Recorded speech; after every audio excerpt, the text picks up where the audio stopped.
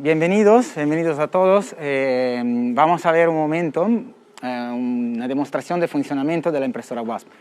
Imagino que como estamos en un ambiente donde un poquito conocemos esta tecnología, estoy seguro que muchos de vosotros ya la han visto en función o tecnología parecida. Entonces vamos a hacer un momento introductivo también por explicar un pelín cómo funciona. Lo que quiero hacer es enseñarme un momento cómo enviar la máquina, el setup está hecho, pero mientras que la máquina trabaja me voy explicando un poquito cómo funciona en el sentido. Lo que hacemos aquí básicamente ahora es simplemente poner un archivo en máquina, entonces dentro de una clave USB tenemos en memoria el archivo y le vamos a enviar como en una impresora de papel normal. Básicamente escogemos lo que queremos, por ejemplo, aquí voy a elegir esto aquí y la máquina ahora se pone en marcha. Lo que tengo que hacer claramente es, para que el material llegue a la máquina, se necesita dar presión. Entonces tenemos aquí un mando de presión que nos permite de poder incrementar la presión de la máquina. Lo que normalmente, a segunda del tipo de material, con el sistema de aire comprimido, se imprime normalmente pues, entre 4 y 6 bar. Aquí de momento estamos imprimiendo más o menos a los 5 o 6 bar. Y aquí estaremos. Lo que va a ser es importante que claramente el material sea bien fluido y decimos hay una pequeña diferencia en el sentido del barro normal, que lo tenemos normalmente que empastar un poquito con agua o alcohol, a segunda de la cantidad de tiempo que queremos que el material se seque o no.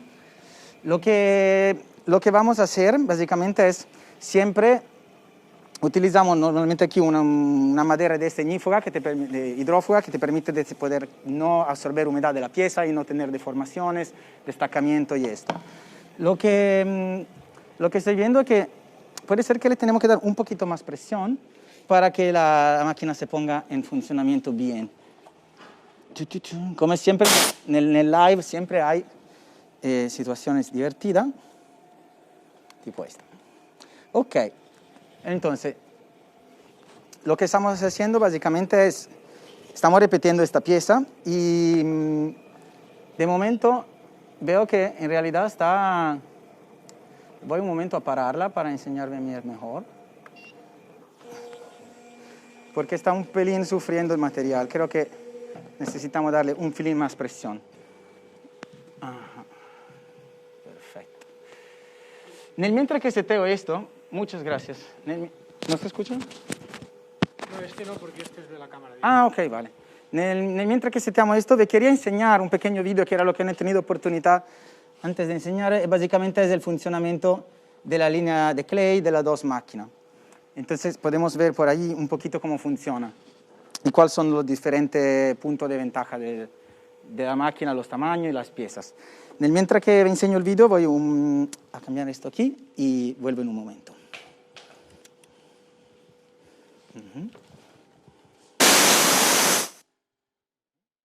Ya.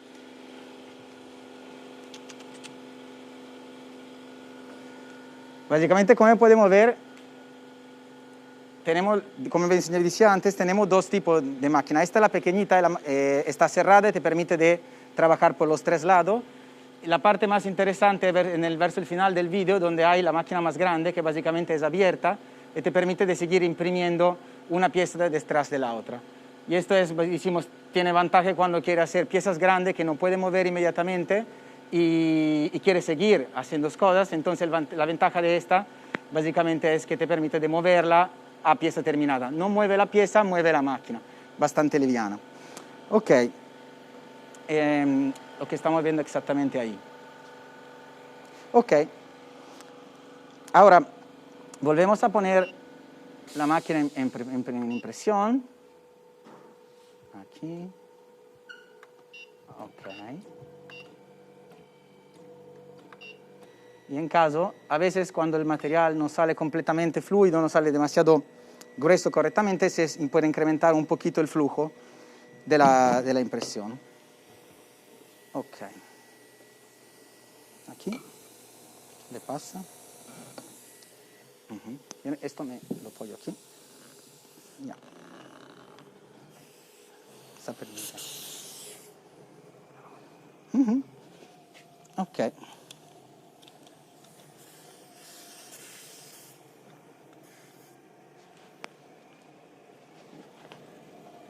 Un momentico. Ya está. Sí, es que está sufriendo un poco. Ya. Ok. Ok, básicamente tenemos, como siempre en el live, a veces pasa, hay sorpresa. Lo que necesitamos hacer un momento es volver a, básicamente, a conectar bien el mango de presión, porque como hay mucha presión, a veces puede salir que se salga.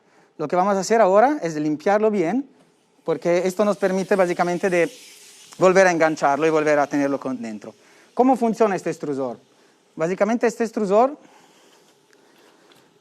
lleva un tornillo por dentro y este tornillo simplemente es lo que permite de poder controlar la salida del material. Decimos que con esto es lo que nos permite de modularlo. La presión es el elemento que fornisce la continuidad del material, fornisce que el material siempre sea constante y no se pare, pero lo que controla, decimos, la salida del material es esto. Una de las ventajas de esto es que te permite de poder hacer retracciones en el sentido de parar la impresión y hacer isla separada sin que el material siga saliendo. Esto, decimos, es una buena ventaja. También tiene un sistema que permite al aire de salir, entonces que tenga burbuja de aire, pueden salir por esta parte aquí, que se queda abierta aquí, y esto te garantiza de no tener sorpresa, decimos, durante la impresión, que es algo que es bastante frecuente.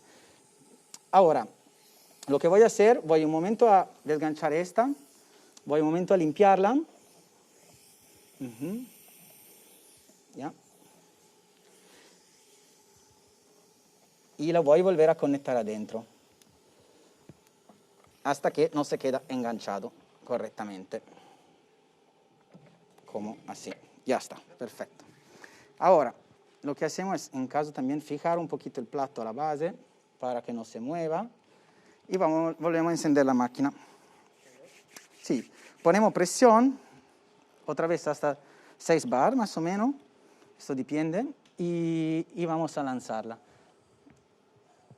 Claramente me está haciendo broma porque acaba de imprimir esto y a veces te hace esa sorpresita. ¿Ya se habrá secado un poco dentro de...? Puede ser, pero ha sido parada como 15 minutos, entonces normalmente no pasa. Vamos a ver un momento, la volvemos a enviar a la home, entonces que se vaya a su casa, al punto 0, y lo que hacemos es, de aquí, otra vez la enviamos a imprimir. También,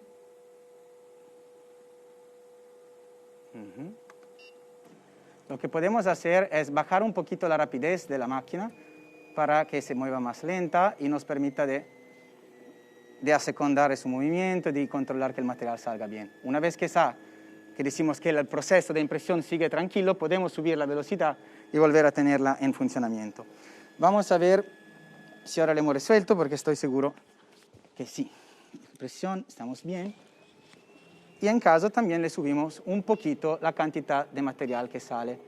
Entonces, el parámetro del flujo es lo que nos permite básicamente de chequear cuánto es el ratio de material que sale por unidad de tiempo. En caso del flujo un poquito magro, podemos subirlo e incrementarlo. Ya, muy bien. Ahora vamos bien, entonces podemos balancearlo hasta un cierto valor. Ok. Muy bien. Ahora que ha hecho me imagino que de ahí no se puede ver mucho, pero decimos que ahora lo que estamos haciendo es la primera capa. La primera capa es muy importante porque como se trata de la adhesión entre el plato y la estructura, si no sale bien es algo que es mejor volver a repetir la impresión porque te va básicamente como a construir una casa con fundamenta no buena. Entonces, claramente la idea es siempre de controlar la calidad de la primera capa. Ahora, lo que vamos haciendo básicamente es calibrar un poquito la cantidad de flujo y presión. Estos son los dos parámetros que nos permiten de controlar el grosor y el ancho del material. Claramente, no todas las boquillas son igual. Aquí tenemos desde 1 milímetro, 2 milímetros, 3 milímetros. Y por este extrusor no puede hacer tanto más de 3 milímetros de boquilla porque el tornillo lleva una cierta sección. claramente se puede subir hasta 8, teniendo un churro mucho más grande con otras máquinas, por ejemplo.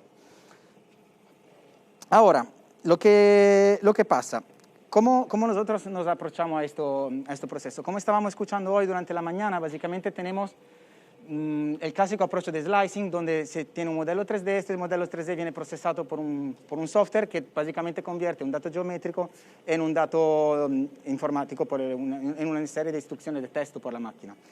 Lo que nosotros hacemos, decimos, dentro de WASP y de Numena, no es solamente, decimos, pasar modelos a las máquinas, al software, es también de directamente interpretarlo nosotros. ¿Qué significa? Que, por ejemplo, lo que vemos aquí, y ahora ve lo voy a contar también por el ordenador, son, por ejemplo, movimiento y textura que no son parte del objeto en sí mismo. En el sentido, el modelo 3D inicial no tiene estas propiedades. Después, básicamente, trabajando las diferentes curvas, los diferentes perfiles de la máquina, el diferente recorrido de la máquina y dándole funciones como ritmo, como movimiento, como salida, y esto podemos básicamente añadir un nivel superficial a las piezas que le permiten de tener más textura, le permite de tener, decimos, un otro nivel de expresión. Como os contaba antes, aquí podemos ver, por ejemplo, algunas piezas que están secas, pero no han pasado por horno, no están cocidas, y también algunas que han pasado por cocción. Lo que hemos visto es que básicamente nosotros, en ese sentido, nos encontramos muy bien con esto, y la cosa buena es que también ahora estamos básicamente integrando, como comentaba Aldo antes, el material que absorbe la CO2 dentro de la cerámica. Es algo en desarrollo, entonces de momento no me pueden aún enseñar muchas piezas, pero básicamente es algo donde estamos intentando llegar. Después, lo que quería enseñar es, mientras dejamos la máquina un poquito imprimir para que sea más visible, y creo que ahora podemos también subirle la rapidez, a ver cómo se comporta y si reacciona. Y también le podemos bajar un poquito el flujo, que lo veo muy grueso. Ok. Bien, entonces, lo que de esto he dicho, de los platos he dicho, lo que quiero enseñar básicamente es un poquito cómo llegamos a tratar este tipo de forma y cómo básicamente podemos comunicar con la máquina. Nosotros hemos desarrollado una pequeña serie de herramientas que usamos dentro de la oficina, que nos permiten de básicamente crear textura, generar textura y movimiento encima de la máquina. Les voy a enseñar por la pantalla, ahí verán alguna información ahora, y un momento que lo voy cargando. Y es un poquito la parte, decimos, que completa el proceso que estamos viendo aquí, desde el digital al físico, y por esto me gusta enseñárvelo para decirle un poco cómo nosotros nos aprovechamos al tema. Entonces, lo que quiero explicar es que normalmente, por ejemplo, este tipo decimos que la máquina en sí de verdad es muy sencilla. Lo que puede hacer es como entender de encontrar un nivel de hablar con la máquina, de hablar con lo que le puede decir de hacer, que no es solamente representar exactamente la forma que ha dibujado. Esto claramente es una ventaja del tipo, necesito una forma muy particular, muy difícil, una pared muy fina, una forma muy poligonal, esto sí se puede hacer. Pero también donde por nosotros es interesante es la parte de qué puede hacer más, cómo puede informar la piel de las piezas, qué característica le puede dar. Entonces, lo que quiero enseñar básicamente es un poquito el proceso que nosotros seguimos, y es un proceso que también se hablaba antes de diseño generativo, de diseño paramétrico, decimos de valerse de herramientas que ahora están saliendo siempre más accesibles e integrar esta herramienta de diseño que te permiten de abrir el diseño hasta la impresión. En sentido, lo que normalmente nosotros aprovechamos es una forma que va por estadios. Entonces trabajamos una forma principal como la que pueden ver aquí, que es una forma tridimensional. Ahora he escogido una forma bastante sencilla, solo por enseñar. Y esta forma básicamente se basa en parámetros que te permiten de controlar su forma, su dimensión, y esto es algo que se genera exactamente es una forma de modelización. Entonces, esta que es la prima estructura, la prima parte de volumen, decimos, la forma, decimos, principal, puede ser cualquier forma. Y lo que hacemos después es una segunda fase de proceso, donde básicamente se van a aplicar textura encima de la piel. So, básicamente lo que estamos viendo ahora es exactamente el modelo que tenéis impreso ahí, y básicamente como una piel de comienzo que es lisa, como este caso, pueda subir a través de tratamiento como de modifica, pueda tener un patrón diferente. En el sentido, lo que voy a enseñar básicamente es esto, como directamente pasamos desde la línea de la máquina hasta la línea de zigzag. Por ejemplo, en este caso, si normalmente la parte de línea de recorrido de la máquina serían algo del tipo esto, serían línea sencilla y lineal, como esta aquí, que son básicamente lisa y serían la reproducción a través de isocurvas horizontales de la pieza. La parte divertida es que se puede insertar y trabajar en esta parte básicamente dándole movimiento, cambiándole los puntos de interés de la curva hasta llegar a formas más interesantes y más con el sentido expresiva. Por ejemplo, podemos tener una sorta de previsualización de cómo me va a salir la pieza, de cómo esta pieza puede aparecer y decimos de cómo su piel puede aparecer. Claramente, una de las ventajas es la de poder tener parámetros para controlar esto. Entonces, la posibilidad de imprimir rápido, ver cómo te sale y volver atrás es siempre algo que es muy interesante, porque en el arco de algunas horas ya puede tener variaciones e iteraciones encima de una idea y llevarla hasta algo que es completamente concreto, completamente en tu mano. La última step, que es básicamente un step más que decimos más aburrido, pero al mismo tiempo importante, es lo de transmutar estas curvas de zigzag en algo que sea entendible por la máquina. Entonces, pasando desde una geometría como esta, hasta llegar a información de texto como exactamente el archivo de código G, que es lo que la máquina básicamente lee. Entonces, lo que generamos aquí no son nada más que información textuales de lo que la máquina va a hacer. Básicamente es como un Cura, es el software de slicing como el Cura, pero con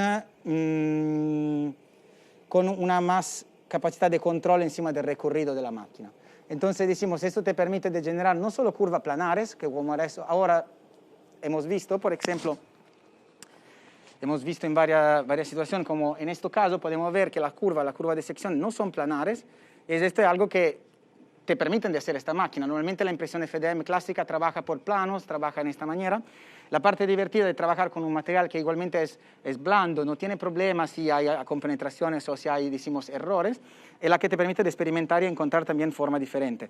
Claramente esto es algo muy sencillo y nada de especial, pero al mismo tiempo te permite de salir un poco de la lógica de capa a capa, que es siempre esta que se queda como, como decimos, acercamos siempre la idea de impresión 3D como lógica capa a capa. Esto no es por fuerza, y en el rango de impresión 3D, decimos, de cerámica, es algo que también puede ser como, sí que existe, pero puede ser algo que se traspasa y se da otra apariencia a la pieza. Dicho esto, aquí tenemos una selección de piezas. Yo os invito después a dar una mirada, a verla, tocarla y también a romperla en caso de la que no están cocidas, que son un poquito más blandas. Y por el resto la máquina sigue imprimiendo. Al momento lo que podemos ver desde la interfaz aquí son información básica del tipo el progreso de la impresión, la velocidad a cual vamos y datos básicos que te permite solo de chequear cuánto va. Por el resto, la máquina es muy sencilla de per sí. Es como, para completar la explicación, es como sustancialmente como un tubo de mayonesa. Hay una presión y hay un control. Y esto te permite de controlar básicamente la salida y el posicionamiento del material.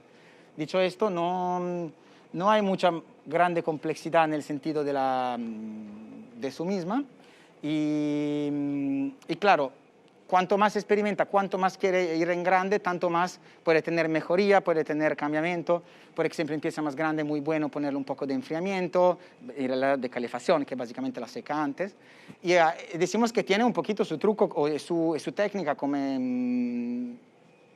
ahora no sé si me pasa la palabra, pero forma de artesanía digital, en el sentido te da la capacidad de no toca la materia directamente, pero la toca a través de un proceso, decimos. Dicho esto, yo más o menos encima de la máquina y del proceso no tengo mucho más que añadir, pero me gustaría poder contestar alguna pregunta, alguna curiosidad o también comparación, algo que decimos es un momento de cambio, creo, no solo de mí a vosotros, sino también de vosotros a mí. Entonces, si tenéis alguna pregunta o cualquier tipo de información que necesita, estoy muy contento. Sí. Sí. Pequeña. Pequeña. ¿Utilizáis para hacer el slicing? Sí. Dentro de Grasshopper, ¿qué plugin? No es un plugin, es... ¿Lo hacéis vosotros el...? Sí, decimos que existen muchísimas soluciones para hacerlo a través de instaladores, como de plugin, que tú te instalas una extensión, un plugin es una extensión y te permite de añadir esta información al Grasshopper. En el sentido, su pregunta es, la parte de generación de curva y de patrones es algo que se puede hacer, que todo lo pueden hacer. Sí, se puede hacer, básicamente lo suficiente es descargarte el plugin y básicamente jugar después con las curvas, jugar con los patrones, como si fuera a jugar con los parámetros del Cura. Son la misma cosa. Claramente, prego. No lo he explicado bien. O sea, ¿qué componente dentro de Grasshopper genera el G-Code? Es una concatenación de texto. Básicamente es juntar texto. Es muy sencillo. Si quieres, después te lo puedo enseñar en detalle. Vale. Te lo enseño ahora. Te lo enseño ahora que está aquí. Básicamente, como en todo, tú hay básicamente en un código G hay un start G-code, que es el comienzo, los settings, que lo que le está diciendo a la máquina, básicamente los steps del motor y estas cosas, y hay un close G-code, que es fijo, que dice a la máquina de volver en su posición al 0. Entonces, la parte mediana, decimos que es la conmutación de la coordinata de los puntos entre coordinatas de texto. En el sentido, ahora te quiero enseñar, por ejemplo, el contenido de esto, déjame ver. Déjame ver, le voy a poner esto. Un momentico.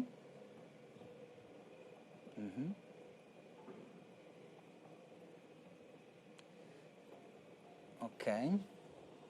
Ahora está procesando, básicamente está un momento calculando. Y ahora aquí lo que puede ver es que lo que hace básicamente es el punto, por ejemplo, un punto que lleva esta coordinata x, y, z, que esto es una propiedad geométrica del punto, en el sentido, en el momento en cual lo tiene en la pantalla, esto lleva esta propiedad de su posicionamiento, no le tiene que añadir nada más que básicamente información de qué tipo de comando es y qué tipo cuánta extrusión quieres. Pero básicamente se pasa de tener 3 coordenadas que son x, y, z a 5 coordenadas, donde le añade velocidad y ratio de extrusión. Entonces es como un punto con 5 dimensiones, no sé cómo decirte, pero es muy sencillo a nivel del tratamiento. Si tú quieres ir más en el detalle, después te puedo explicar exactamente cómo se hace y todo. En el sentido... ¿Esto lo pasa por el Cura? No, esto yo básicamente, directamente de aquí, lo que nosotros hacemos es guardar el G-code dentro de una carpeta. Entonces pulsando, básicamente escribimos el código directamente de aquí. Como es un archivo de texto que se puede exportar, siempre... Esto es paralelo al Cura. Decimos era para darme una visión paralela al Cura en el sentido que a veces... Esto es un plugin del Rhinoceros.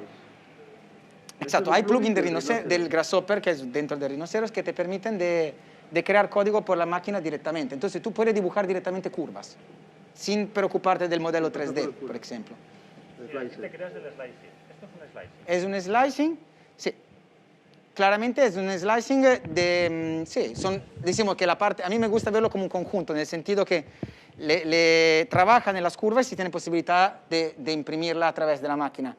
Puede ser que no haga slicing, porque slicing se entiende recortar el objeto. Igualmente, la libertad máxima también es de dibujar directamente con curvas. Si tú quieres, por ejemplo, dibujar tu curva directamente, una caligrafía, un texto, cualquier cosa, imprimirla, no necesita pasar por un modelo 3D, directamente trabajas en curva, la pasa a la máquina y obtiene el resultado. Y si están interesados, después me puedo enseñar un poco más en detalle también cuáles son los plugins que te permiten de hacerlo y estas cosas. Lo que usamos nosotros es interno porque me permite de controlar más cosas, pero son todo igual, al final son conmutar por, puntos en texto, no nada más.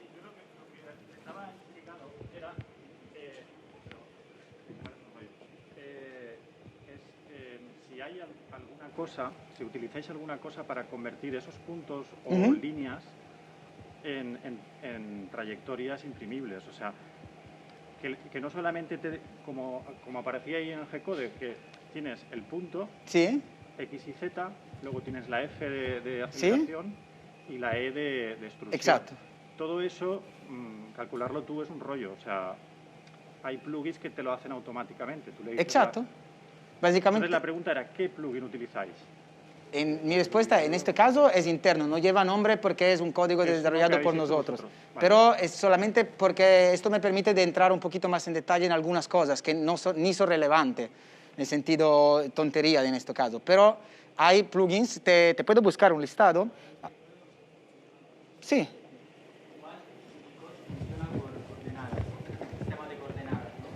Entonces lo que hacemos es convertir la línea, toda la línea, en un set de coordenadas que puedan responder luego a la configuración de la forma que la máquina extruye. Entonces la única conversión, ¿funciona? Ok.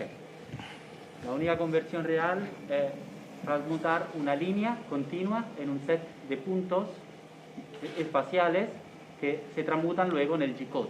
El G-code es nada más que esto, ¿okay? Una serie de instrucciones espaciales que la máquina tiene que seguir para ir moviéndose ahí donde efectivamente quieres que el material sea depositado, ¿okay?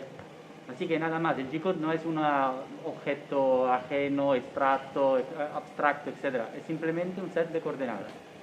Entonces, cualquier forma se puede convertir en este set de informaciones. Coges una línea, la divides en puntos, cada punto tiene 3 informaciones, X, Y y Z, y estas 3 informaciones son las posiciones que la máquina tiene que seguir espacialmente mientras que fabrica. ¿Está claro?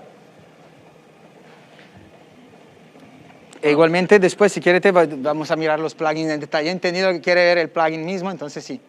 Sí. Simplemente que no me recuerdo exactamente los nombres de los plugins, entonces te lo miro y te lo digo. Este código primero y último del G-code, ¿Sí? ese también lo hace el Cura. Sí, El Cura también configura ese. exacto. Exacto, exactamente. La idea era esta, simplemente era...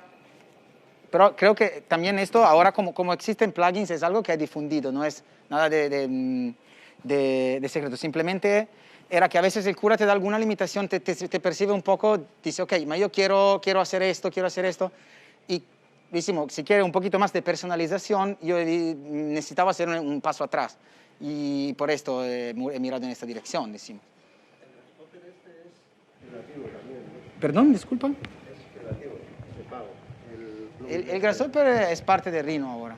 Ah, ya está incluido en la última versión. Sí, pero Rhino es... Bueno, ya. Sí. Grasshopper es un plugin, perdonad, que lo pones en el Rhino y es un plugin gratuito. Sí, el Grasshopper sí. Gratuito, o sea, Pero Rhino no. Anexo al Rhino. Sí. El Rhino no. Rhino sí, gratuito. Pero está muy bien porque todo el mundo Está saliendo... está publicando lo que hace en Grasshopper y lo puedes tocar y entender. Es código libre. Perdón. Sí, perdona, igual que hay modelos 3D libres, hay programación libre de Grasshopper. Que tú la abres desde Grasshopper y luego la manipulas. Ya está hecha con usuarios que comparten esa programación. Es como si ahora él te da este ficherillo y lo abres desde Grasshopper. Tú puedes manipular lo que él ha programado y el resultado será diferente porque has usado esas variables. ¿Entiendes? Algo va por ahí, ¿no? Sí. Nosotros vamos a hacer un workshop y tenemos un parcher de G-code publicado de 4 ejes con una empresa de estas de 4 ejes de estas que tiene 3 motores para moverse en el espacio y luego tiene un cuarto motor que es el del extrusor, entonces es una máquina de 4 ejes. Necesitas un parcher de G-code de 4 ejes. En Grasshopper te lo puedes montar con componentes nativos de Grasshopper, no necesitas ningún plug, que es lo que estoy intentando decir. Eso es lo que quería. No lo necesito. La máquina. Lo que pasa es que, claro, es un pero con componentes propios de Grasshopper tú lo puedes hacerlo. Y lo que explicaba muy bien Aldo es que en realidad la máquina se mueve de punta a punta. Que tú tengas una línea, en realidad lo que la parte de la máquina es el carril de punta. Es un coordenadas X y Y. Entonces lo único que se hace en Grasshopper es esa lista de puntos automatizar, que no lo quisiera humano, automatizar para eso utilizas una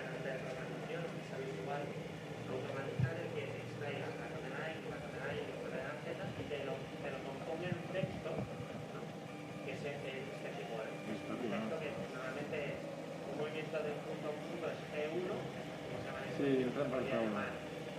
monta una pool, pero se llama G1, y luego vas a poner una X con el valor de esa coordenada, X, Y, con el valor de la coordenada, Z con el valor de la coordenada, y así vas a hacer para todos los puntos de la curva que tú ya has dedicado en romper en puntos. Cómo romper esa curva en puntos, si está más cerca, más lejos, etc. Es sencillo de hacer con los alternativos de Grasshopper. Yo creo que entre todos al final. Sí, sí, si lo va a enseñar después, creo que mejor que hace esto, ¿no? Como está en continuidad completa. Exacto. Yo creo que le hablábamos también de plugin porque a veces como, esto es como siempre un poquito, si quiere ir cuanto a la base o también quiere encontrar algo hecho. Yo soy más por tu punto de vista, pero a veces como si uno no conoce el software y quiere hacer esto, es posible también sin entender completamente toda la complejidad de esto. Claro que tanto más te baja en la parte de personalización, tanto más te construye tú todo, tanto más sabe dónde actuar y cómo modificar. Entonces después creo que tendremos a alguien que está seguramente más interesado, ¿no? Bueno, sería un poco permitir Al micro que está. trabajarse Un momento, al micro. los átomos digitales de la pieza, no sé cómo entendéis. O sea, tener una piel, podría decir con una piel, ¿se me oye bien? ¿Sí? Y con esta tecnología, que es este plugin, es como si pudieses ir a tocar ya con un microscopio, por decirlo de alguna manera, partes muy pequeñitas y modificar esas zonas, que es lo que luego, entre puntos de coordenadas tan pequeñitos, es lo que podéis conseguir esas variaciones efectivas. Para que... Sí. Es como, ya os metéis casi microscópicamente y modificáis partes muy pequeñas de la pieza, con este tipo de programación, ¿me entendéis? Para conseguir sobre todo texturas y caídas de material, como Perfecto. desde el punto de vista, ¿no? De enfocarlo. Sí, sí, sí, me gusta este discurso del átomo. Bien. Sí. Fíjate, podemos hacer una cosa rápida. Pero si lo... Sí, Simplemente que me enseñas las líneas de Sí. la división. claro. Ok. ¿Puedo ver un zoom ahí? Te diseño uno, ¿no? ¿Qué son las líneas? Sí. Me son confundiendo. Tienes ahí. Mira, a veces uno ve e entiende, ¿no? Entonces, aquí Eugenio te está enseñando las líneas. Si me lo puedes zoomar solo, Sí. y ponerlo un poco más frontal. Esas son las líneas, ¿ok? Que luego ahora se van a dividir por puntos con una componente nativa de Grasshopper, que la podemos ya poner aquí. Esta es una componente que coge cualquier línea y genera estas X que veis aquí. Estos son los puntos que estaba describiendo antes Raúl, ¿no? Son un set de coordenadas con 3 valores que definen su posición espacial. Y nada más, la conversión en G-code toma en cuenta la altura, el tema de la altura. Entonces, hoy si me vas por abajo, empezaremos obviamente por la base, y uno detrás del otro, todos estos puntos están organizados en una lista, ¿ok? En una lista donde sucesivamente se van poniendo uno detrás del otro para que la máquina pueda ir hasta aquí, depositar material, moverse por aquí, depositar material, etc. El G-code empieza siempre con una sorta de start de información de principio que es uniforme y una información de cierre que también es uniforme a todos los códigos. Entonces, lo que se hace en el Grasshopper es poner esta información, empieza, luego lee todas estas coordenadas y cierra el código. Pero la gran transformación aquí en realidad es la unión, aparte de la ansiedad de un tool que uno no pueda conocer, es la unión entre herramientas digitales y luego herramientas físicas. O sea, la parte interesante es cuál es el grado de manipulación que tenemos alrededor de la forma y del material, utilizando un sistema automatizado para poder efectivamente crear este bridge, ¿no? Este puente. Y Raúl, el team de Raúl Kuder ha hecho también, tienen piezas muy bonitas aquí en el espacio expositivo, donde podéis ver que también los chicos juegan con la gravedad y también el error. Empezar a crear un error sistemático, bien posicionado, que permita a la máquina y al material también de expresarse según sus características y generar una estética que es imposible de conseguir por otros medios. porque también aquí tenemos un reto, ¿no? ¿Cuáles son las oportunidades también lingüísticas, expresivas de esta nueva herramienta? ¿Y por qué utilizar esta tecnología en lugar del approach normal, ¿no? Del sistema normal? Allí, con el tema del OTF, por ejemplo, el Open Thesis Fabrication del IAC, es otro tema muy interesante, exactamente la misma lógica, pero podéis ver que el utilizo de la computación, el utilizo de datos que permitan de manipular y transformar formas, se convierte en un nuevo sistema también de cocido. Un nuevo sistema que tiene al mismo tiempo un comportamiento estructural y también soluciona un tema, un reto que hasta ahora limita la implementación de este tipo de tecnología on-site a la escala 1 a 1. Entonces, lo que los chicos están haciendo de la OTF, la Open Thesis Fabrication del IAC, están introduciendo aquí un sistema de cocido por unos canales que exactamente con el mismo código que veis allí o el mismo approach que veis allí, permiten de crear unos canales internos, fluir el calor dentro de la pieza para que las dos paredes se puedan coser y una vez que las paredes sean cosidas, separar la piel externa de la piel interna. ¿Okay? Se queda in situ una pieza que ya está cosida y que tiene una escala 1 a 1 que se puede fabricar directamente también para poder solucionar temas arquitectónicos. Trabajan para hacer paredes, columnas, pilares, etcétera, etcétera. Okay, entonces también allí la funcionalidad, los procesos conectados a la característica del material, de todas las fases de transformación, se implementan a través de ¿qué? De un número, de un código. Porque al final casi todo es matemática, ¿no? Pero aquí la matemática con este tipo de tools se hace visual. Se llama Visual Programming, ¿no? Entonces son componentes, veis las cajitas, pero cada componente contiene un código que permite luego de visualizar aquí a la izquierda el output o el input, dependiendo. Entonces aquí ya podemos ver que estamos escribiendo, ¿ok? Pero el concepto es muy básico, es siempre de crear un punto, una curva, una línea, una superficie, y de allí implementarle funcionalidades. ¿Ok?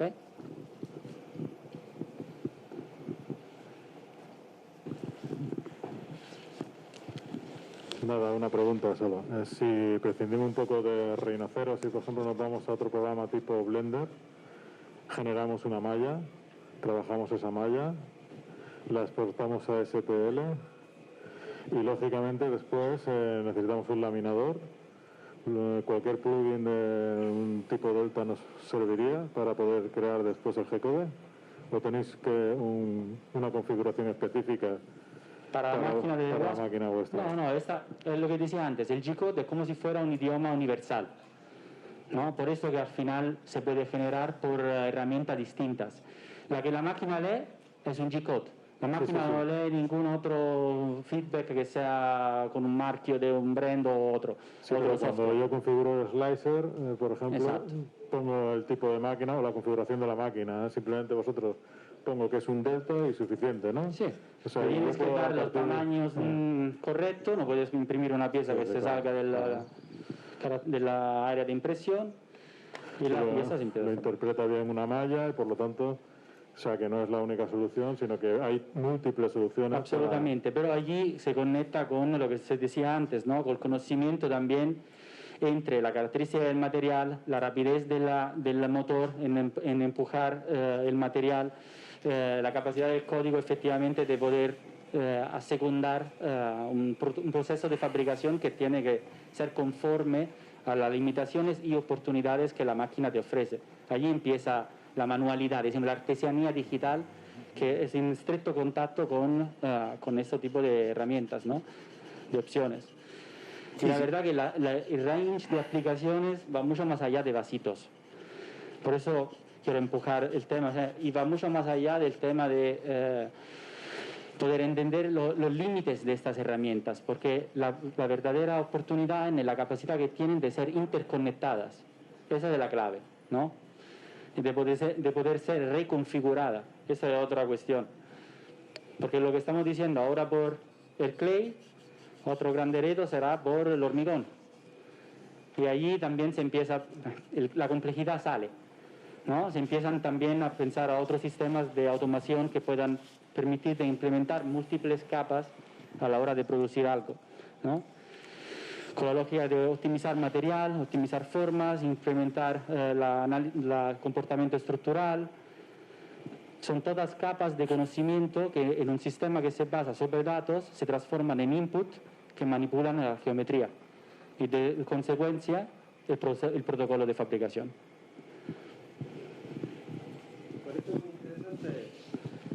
Me parece muy interesante porque además esto lo que permite es jugar con los errores.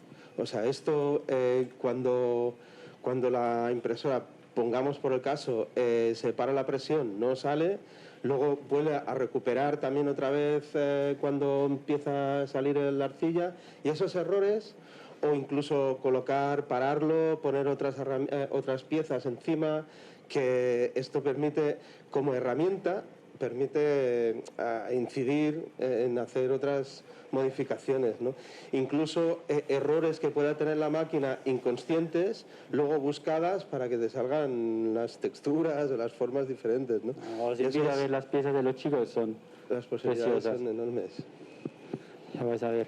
Y que tenía una pregunta muy técnica, que igual te la tendría que hacer después así, pero con esta máquina un problema que he tenido yo, he tenido que cambiar como 3 veces el motor del extrusor, porque en las retracciones, al seguir saliendo la arcilla, sube para arriba y entra en el motor y lo estropea. Ya. Bueno, son máquinas que siguen un proceso de... Lo bonito de WASP es como una realidad en sí. Tuvieras que haber visto lo que hicimos este año para fabricar este nuevo store en PLA, en polímeros, ¿no? La máquina de WASP en realidad no son máquinas, aparte del hecho que empiezan con la Delta y un modelo que era open source. Y encima de este modelo, que es algo que yo aprecio mucho, han construido también una sorta de filosofía, ¿no? de empresa. Y está muy bien. El producto de WASP es un producto que nosotros consideramos un producto en evolución continua, que no es para decir que no funciona. Es simplemente un producto donde una máquina casi nunca es igual a la máquina siguiente, porque es una sorta de equipo que está en continuo, un equipo pequeño, que está en continuo desarrollo, en optimización de lo que son las herramientas que utilizan. Nosotros este verano hemos trabajado un montón con la máquina de 3 metros, y hemos mejorado efectivamente la posibilidad de esta máquina luego de poder funcionar 50 horas, 60 horas seguidas. Y es una mejoría que efectivamente en un arco de tiempo de 2-3 años ha ido incrementándose muchísimo. Hay un montón de temas que habría que optimizar. Quitar el rodamiento del tornillo, quitar el rodamiento por las plaquitas estas de plástico, no sé cómo, eso ha sido una evolución, además una tontería, sí. Y una evolución muy interesante. Casi siempre la solución es algo muy cheap, muy económico. Pero dices, hostia, pero ¿cómo no se había ocurrido, no? Bueno. Pero también el hecho de, bueno, en el caso de nosotros, de empoderar, de dar la oportunidad a empresas de manipular estas máquinas, y nosotros funcionamos como sorta de beta tester muchas veces por las herramientas de WASP, y que tiene lo bueno y lo malo, pero por el otro lado se traduce en una gran oportunidad de poder empujar esta tecnología hacia donde no se estaba implementando. Yo solo quiero, no quiero hablar 3 horas del material, pero solo para que lo veáis, ¿okay? Que era algo que antes había comentado, y esta vez ahí el polvo. ¿Me podrías dar el polvo? El polvo. Sí. Solo acciones que hacen empresa, porque esto generan también una economía de empresa. Ese es el polvo que comentaba antes.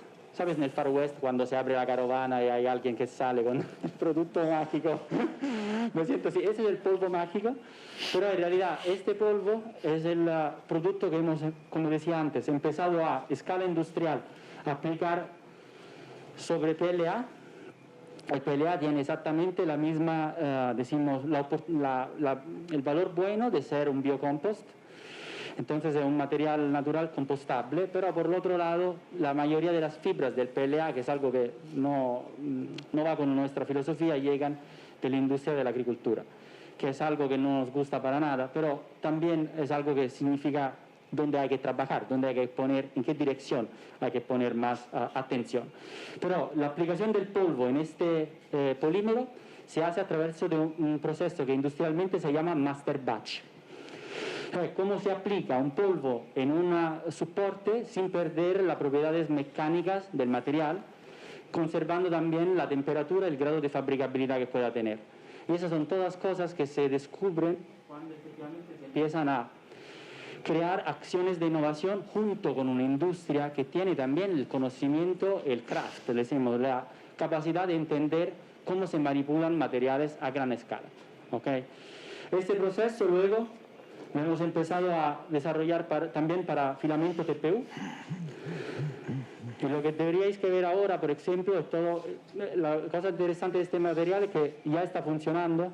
Cuando absorbe la anhidrid carbónica, en realidad se quedan como una pequeña, un polvito negro por encima. Y bueno, en realidad el material no absorbe solo la CO2, absorbe los volatile organic compound, greenhouse gases, etcétera, etcétera. Estamos aquí también porque nos interesa, de hecho, ahora de poder explorar la oportunidad de trabajar con este polvo en el mundo de la cerámica, pero según la filosofía que también hay detrás de la innovación. Implementar conocimiento,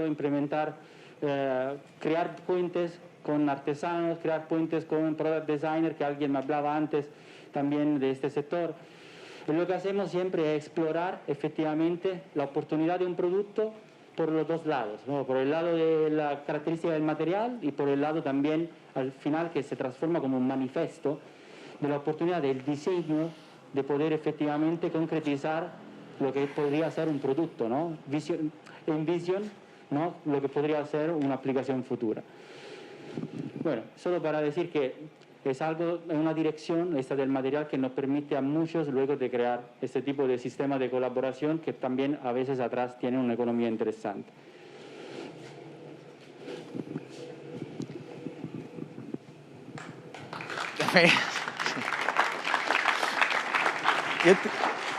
Yo solo le quería enseñar una cosa, un vídeo que era lo que no he podido poner antes, que appunto lo que por mí también es interesante a nivel de proceso era esta colaboración con el artista en el mientras que imprima.